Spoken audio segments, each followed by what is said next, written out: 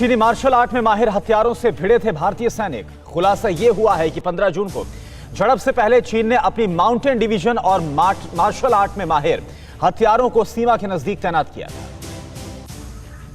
भारत और चीन के सैनिकों के बीच की झड़प की ये प्रतीकात्मक तस्वीरें ही हैं, लेकिन 15 से 16 जून की रात को पूर्वी लद्दाख की गलवान घाटी में भारत के सैनिकों के सामने चीन ने अपने मार्शल आर्ट के योद्धाओं को उतार दिया था। जी हां, खुलासा हुआ है कि गलवान घाटी में हुई झड़प से कुछ दिन पहले ही चीन ने अपनी माउंटेन डिवीजन और मार्शल आर्ट में माहिर हत्यारों को सीमा के नजदीक तैनात किया था। चीन की सरकारी मीडिया के अनुसार PLA के इस डिवीजन में तिब्बत के स्थानीय मार्शल आर्ट क्लब से भर्ती किए गए लड़ाकों के अलावा चीनी सेना के नियमित सैनिक भी शामिल थे।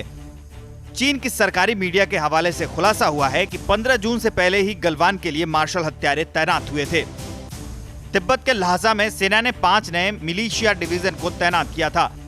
माउंट एवरेस्ट टीम के पूर्व सदस्यों के साथ मार्शल आर्ट के लड़ाके शामिल थे। इन लड़ाकों की वजह से सीमा पर हिंसक झड़प हुई थी। चीन के ये खुफिया लड़ाके मार्शल आर्ट, लाठी भाले, डंडा और रॉड के जरिए युद्ध लड़ने में माहिर थे और अब ऐसे ही लड़ाकों के भरोसे चीन भारत से युद्ध करने की तैयारी कर रहा है। चीन की सरकारी मीडिया के मुताबिक तिब्बत के पठारी इलाकों में रहने वाले ये लड़ाके चीनी सेना को नुकीली चीज और लाठी डंडों से लड़ने की ट्रेनिंग भी दी जा रही है। धोखे वाली लड़ाई में माहिर चीन अब इन भाड़े के लड़ाकों के जरिए भारत के साथ सीमा विवाद को और आगे बढ़ाने के फिराक में है। दरअसल भारत और चीन के बीच 1996 और 2005 में एक समझौता हुआ था, जिसके तहत सीमा पर दोनों ओर से सैनिक किसी भी तरह के हथियार का इस्तेमाल नहीं करेंगे। गलवान में इसलिए किसी भी तरह के हथियार का इस्तेमाल नहीं हुआ था, लेकिन अब चीन ने अपने नापाक मंसूबों को अंजाम देने के लिए भाड़े के हथियारों का इस्तेमाल करने का मंसूबा बनाया है। इसलिए भारत की सीमा से लगते हुए इलाकों में मार्शल आर्ट के एक्सपर्ट लड़ाकों की तैनाती की गई है।